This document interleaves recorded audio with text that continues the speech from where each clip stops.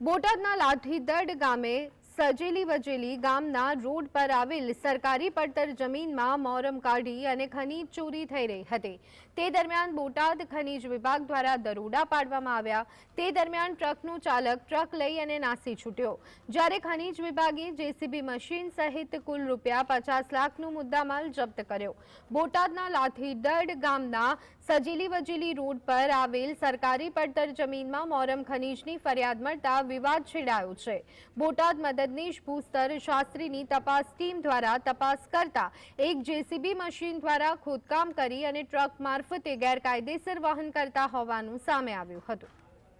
14/9/2024 રોજ બોટાદ તાલુકાના લાઠીદડ ગામના સજેલી વજેલી રોડ પર આવેલ સરકારી પડતર જમીનમાં ગેરકાયદેસર ખનિજ ખોદકામ બાબતની ફરિયાદ મળતા મદદનીશ ભૂસ્તરશાસ્ત્રીની ટીમ બોટાદ દ્વારા તપાસ કરતા સ્થાનિક એક જેસીબી અને એક ટ્રક મળી આવતા બંનેને જપ્ત કરી અને તાલુકા પોલીસ સ્ટેશન ખાતે અટકમાં રાખવાની તજવીજ હાથ ધરતા તે દરમિયાન ટ્રક નંબર GJ05BU 4173ના ચાલક કર્મચારી સાથે ફરજમાં રૂકાવટ કરી અને ટ્રક ભગાડી જતા તાલુકા પોલીસ સ્ટેશન ખાતે પોલીસ ફરિયાદ દાખલ કરવામાં આવેલ છે।